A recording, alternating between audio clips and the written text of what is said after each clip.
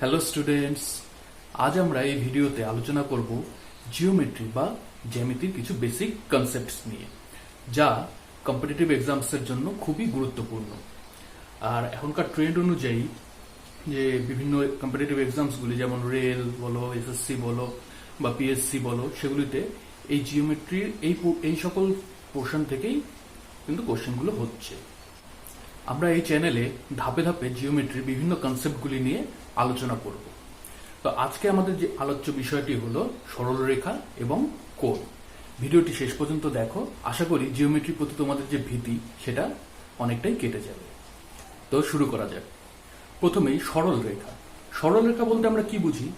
যখন আমরা দুটি বিন্দুকে যুক্ত করার চেষ্টা করি, তার মধ্যে এই যদি সাপোজ দুটি বিন্দু হয়, এই দুটি বিন্দুকে আমরা বিভিন্ন উপায়ে যুক্ত করতে পারি। যেমন মনে করো যে এইভাবে বা এইভাবে। কিন্তু এই দুটি বিন্দুকে যুক্ত করার যে সবচেয়ে ছোট পথ, অর্থাৎ এই রকমের পথটি, একেই বলা হয় সরল রেখা। ক্লিয়ার? এখন এখানে তোমাদের একটি কনফিউশন থাকে যে অনেক সময় প্রশ্নে বলা থাকে সরল রেখা, বা কোনো সময় বলা থাকে রেখাংশ, কোনো সময় বলা থাকে রেখা বা রশ্মি। এইসব জিনিসগুলো অ্যাকচুয়ালি কি? যখন মনে রাখবে, যখন একটি বিন্দু থেকে একটি রেখা নির্গত হয়ে অসীম পর্যন্ত বিস্তার লাভ করতে পারে, অর্থাৎ এদিকে ফিক্স থাকবে কিন্তু এদিকে অসীম পর্যন্ত যেতে পারবে, তখন সেই ধরনের রেখাকে আমরা বলি রশ্মি। কিন্তু যদি রেখাটি দুটি বিন্দুর মাঝখানেই ফিক্স থাকে, অর্থাৎ না এদিকে বাড়তে পারবে না এদিকে বাড়তে পারবে, তখন সেই সকল রেখাকে আমরা বলি রেখাংশ। এবং যদি এ উভয় দিকে অসীম পর্যন্ত বাড়তে পারে, তখন একে আমরা বলি রেখা। ক্লিয়ার? তো বেসিক্যালি ব্যাপারটা কি? বেসিক্যালি ব্যাপারটা হলো যে এরা নামে ভিন্ন হলেও কাজে কিন্তু প্রত্যেকেই এক। এরা কিন্তু রেখাই বলো কি সরল রেখাংশই বলো কি রশ্মি বলো, এরা কিন্তু সকলেই সরলরেখার প্রপার্টি মেনে চলবে। তো তোমরা যদি সরলরেখার প্রপার্টিগুলো ঠিকঠাক বুঝে নাও, তাহলে পরে প্রশ্নে যেই নামেই রিপ্রেজেন্ট করা থাক না কেন, তোমরা উত্তরগুলো করতে পারবে। নেক্সট, কোণ। এখন কোণ কিরকম দেখতে তোমরা নিশ্চয়ই জানো। কোণ এরকম দেখতে, যার একটি নির্দিষ্ট বিন্দু থেকে এবং দুদিকে দুটি রশ্মি বিস্তৃত হয়ে এরকম ধরনের একটি ছবি তৈরি করে, তাকেই আমরা কোণ বলি। এবং কোণ কয় প্রকার বা কি কি কিরকম দেখতে হয় সেগুলি নিয়ে আমি আলোচনা করছি না, কারণ সেগুলি তোমরা ছোটবেলা থেকে পড়ে এসছো এবং খুব ভালোভাবেই জানো। তবুও একবার করে নামগুলো আমরা মনে করে নিই। যেমন সূক্ষ্মকোণ, যেই কোণের মান 90 ডিগ্রির চেয়ে কম; সমকোণ, যেই কোণের মান 90 ডিগ্রি; এবং স্থূলকোণ, যেই কোণের মান 90 ডিগ্রি থেকে বেশি। এদের ইংলিশ নামগুলো কি কি? সূক্ষ্মকোণকে আমরা ইংরেজিতে বলি অ্যাকিউট অ্যাঙ্গেল, সমকোণকে আমরা ইংরেজিতে বলি রাইট অ্যাঙ্গেল, এবং স্থূলকোণকে আমরা ইংরেজিতে বলি অবটিউজ অ্যাঙ্গেল। ঠিক আছে? তো নামগুলি ইংরেজিতে একটু জেনে রাখো, কারণ সর্বভারতীয় পরীক্ষাগুলোতে তোমরা ইংরেজিতেই কোশ্চেনটা মেনলি পাবে। এখন আসি দুটি কোণের মধ্যে পারস্পরিক সম্পর্কে। দুটি কোণ যদি পাশাপাশি অবস্থান করে, অর্থাৎ একটির উপর আরেকটি অবস্থান করে, কিছুটা এরকম, এই একটি কোণ এবং ঠিক এই কোণটির উপরেই একে বেস করে এখানে আরো একটি কোণ আছে, অর্থাৎ দেখা যাচ্ছে কি দুটি কোণ একে অপরের উপর অবস্থান করছে। এই ধরনের কোণকে আমরা বলি সন্নিহিত কোণ, এবং ইংরেজিতে একে বলা হয় অ্যাডজাসেন্ট অ্যাঙ্গেলস। এবার যদি দুটি কোণের সমষ্টি 90 ডিগ্রি হয়, অর্থাৎ মনে করো এই একটি কোণ এবং এই একটি কোণ, এদের যদি সমষ্টি 90 ডিগ্রি হয়, অর্থাৎ মনে করো এটা যদি 60 ডিগ্রি এবং এটা যদি 30 ডিগ্রি হয়, তাহলে এদের সমষ্টি কত? সমষ্টি 90 ডিগ্রি। তো এই ধরনের কোণকে আমরা বলি পূরক কোণ, আর ইংরেজিতে একে বলা হয় কমপ্লিমেন্টারি অ্যাঙ্গেল। আবার একইভাবে যদি দুটি কোণের সমষ্টি 180 ডিগ্রি হয়, তাহলে সেই কোণ দুটিকে বলা হয় পরস্পরের সম্পূরক কোণ বা সাপ্লিমেন্টারি অ্যাঙ্গেল। ঠিক আছে? এবার আসছি আমরা মেন টপিকে। একটি সরল রেখায় মোট কতখানি কোণ সন্নিহিত থাকতে পারে? অর্থাৎ এই যদি একটি সরল রেখা হয়, এই সরল রেখাটির মধ্যে মোট কতখানি কোণ সন্নিহিত আছে? এখানে মোট 180 ডিগ্রি কোণ সন্নিহিত আছে। ঠিক আছে? যেহেতু এটি একটি সরল রেখা, সরল কোণ, তাই এর মধ্যে 180 ডিগ্রি কোণ সন্নিহিত আছে। এখন যদি একটি রেখা আমরা এরকম আঁকি, দেখা যাচ্ছে কি এই রেখাটি, এই সরল রেখাটিকে দুটি কোণে ভাগ করে দিয়েছে। সাপোজ এটার নাম যদি হয় এক্স, এটার নাম যদি আমরা দিই এ ওয়াই, তাহলে এখান থেকে আমরা কি বলতে পারি? X plus Y equal to 180 degree. Clear? এখন যদি এই সরলরেখাটিকে আরেকটু বাড়িয়ে দেওয়া যায়, অর্থাৎ একটি এক্স এর মতো আকৃতি যদি আমরা তৈরি করি, ঠিক আছে? তো এই ক্ষেত্রে আমরা কি দেখতে পাচ্ছি? এই ক্ষেত্রে আমরা দেখতে পাচ্ছি মোট কতগুলি কোণ উৎপন্ন হলো? মোট কোণ উৎপন্ন হলো 4টি। 1 2 3 4। ঠিক আছে? তো মনে রাখবে, যখনই এরকম এক্স এর মতো শেপগুলি আমরা পাবো, তখন এদের বিপরীত পাশে যে কোণগুলি উৎপন্ন হবে, অর্থাৎ এটা এবং এটা আর এটা এবং এটা, এই বিপরীত পাশে উৎপন্ন কোণগুলির মান সবসময় সমান হবে। এগুলো তোমরা জানো। এই কোণটির নাম কি? এই কোণগুলিকে বলা হয় বিপ্রতীপ কোণ। তবে এখানে শেপগুলো মনে রাখা খুব দরকার। যেমন এখানে আমরা কোন শেপ পেলাম? এখানে আমরা শেপ পেলাম এক্স। ক্লিয়ার? এবার নেক্সট শেপ। এখন যদি দুটি সরল রেখা এরকম হয় যে এরা পরস্পর সমান্তরাল এবং একটি ভেদক এদেরকে ভেদ করে গেছে, ঠিক আছে, তাহলে পরে আমরা এখান থেকে আরো দুটো শেপ খুঁজে পাই। যেমন একটি শেপ দেখো, এখানে আমরা পাচ্ছি একটি জেড আকৃতির শেপ। ঠিক আছে? এখানে পাচ্ছি একটি জেড আকৃতির শেপ। ঠিক আছে? তো নট নেসেসারি কি জেডটা জেড এর মতনই দেখতে হবে, শুধু শেপটা মনে রাখবে।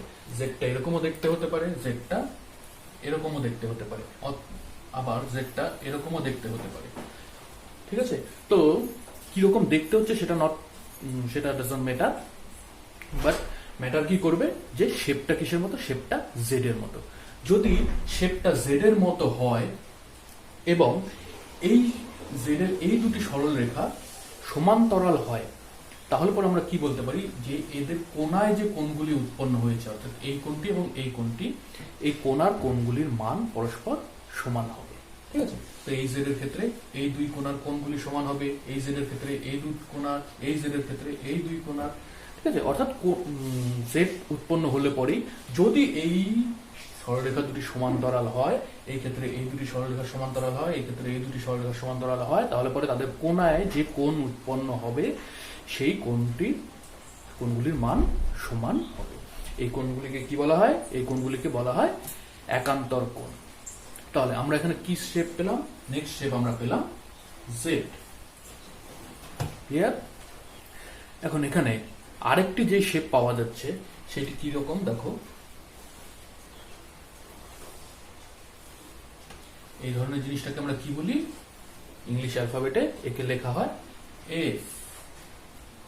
ঠিক আছে? তো এফটা আবার একই কথা, নট নেসেসারি কে এফটা দেখতে এফ এর মতনই হতে হবে, কিন্তু শেপটা যদি এফ এর মতো থাকে, অর্থাৎ এটা এরকমও হতে পারে, এটা এরকমও হতে পারে, এটা এরকমও হতে পারে। ঠিক আছে? এটা যাই হোক, তো শেপটা যেরকমই হোক না কেন, দেখতে যেরকমই হোক না কেন, শেপটা যদি এফ এর মতো হয়, তাহলে পরে আমরা একটা কথা এখান থেকেও বলতে পারি, যদি এই দুটি সরল রেখা সমান্তরাল হয়, তাহলে এখানেও যে কোণায় কোণগুলি উৎপন্ন হবে, সেই কোণায় উৎপন্ন হওয়া কোণগুলির মান সমান। অর্থাৎ এই এফ এর ক্ষেত্রে এই কোণায় এই কোণায়, এই এফ এর ক্ষেত্রে এই কোণায় এই কোণায়, এই এফ এর ক্ষেত্রে এই কোণায় এই কোণায়। অর্থাৎ এফ এর মতো কোনো শেপ পেলে পরেই তার যে কোণায় কোণগুলি উৎপন্ন হবে সেই কোণগুলির মান সমান হবে, যদি এই সরল রেখা দুটি সমান্তরাল হয়। তাহলে আমরা 3 নম্বর শেপ কি পেলাম? 3 নম্বর শেপ পেলাম এফ। ক্লিয়ার? এছাড়াও এই ছবিটি থেকে আরেকটি শেপ আমরা খুঁজে পাই।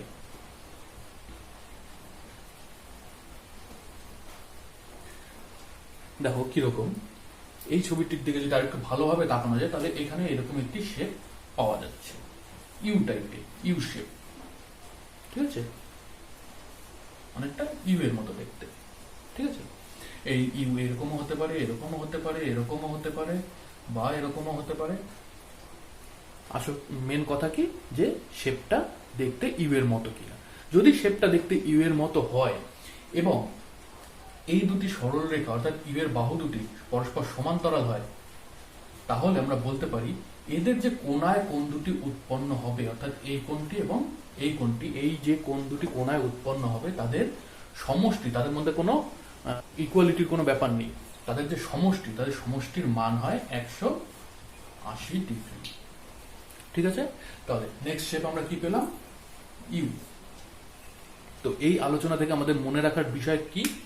এই আলোচনা থেকে আমাদের শুধু মনে রাখতে হবে এই শেপগুলিকে, এক্স, জেড, এফ এবং ইউ। ক্লিয়ার? তাহলে এখন অবধি আমরা কি কি শিখলাম? যে একটি সরল কোণের মান কত হয়? সরল কোণের মান হয় 180 ডিগ্রি। তার সাথে আরো কি কি শিখলাম? আরো এই 4টি শেপ শিখলাম। মনে রাখবে, কম্পিটিটিভ এক্সামসে সরল রেখা বা কোণ থেকে রিলেটেড যত প্রশ্নই হোক না কেন, এই 4টি শেপের উপর বেস করেই কিন্তু কোশ্চেনগুলি হবে। ঠিক আছে, তো 4টি শেপকে ভালোভাবে মাথার মধ্যে সেট করে নাও। তো প্রথম শেপ কি ছিল আমাদের? এক্স। এক্স এর ক্ষেত্রে কি বিপরীত দিকের কোণগুলি পরস্পর সমান হয়, এবং মনে রাখবে এখানে কোনো শর্তের দরকার হয় না, অর্থাৎ এক্স তৈরি হলে পরেই বিপরীত দিকের কোণগুলি সমান হবে। কিন্তু বাকি যে 3টি শেপ আছে, বাকি শেপ 3টিতে একটি শর্তের প্রয়োজন হয়। শর্তটি কি? যে দুটি বাহু দুদিকে থাকবে,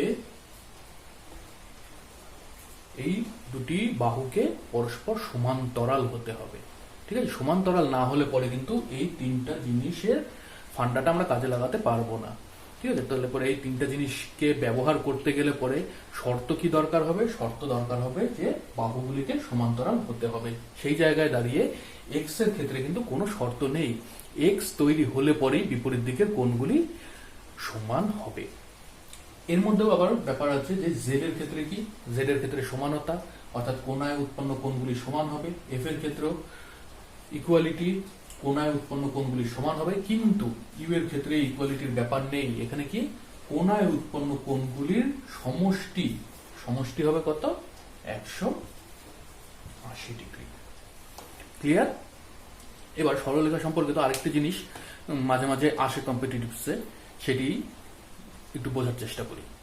তো যখন এরকম ধরনের কোনো ছবি তোমরা পাবে, অর্থাৎ 3টা সরলরেখা এরকম থাকবে যে 3টা সরলরেখায় পরস্পর সমান্তরাল, এর সাথে সমান্তরাল, আবার এর সাথেও সমান্তরাল, 3টা সরলরেখায় পরস্পর সমান্তরাল, এবং দুটি ভেদক এদেরকে এভাবে ছেদ করে গেছে। তাহলে এখান থেকে আমরা কি বলতে পারি?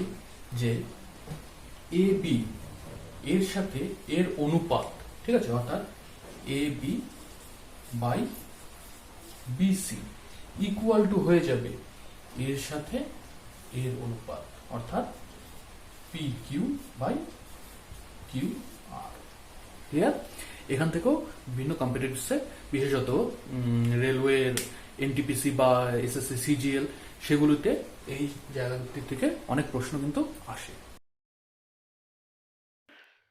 এই ভিডিওটিতে আজ যেটুকু অংশ পড়ানো হলো তার উপর কিছু কোশ্চেন তোমাদের জন্য দেওয়া হলো।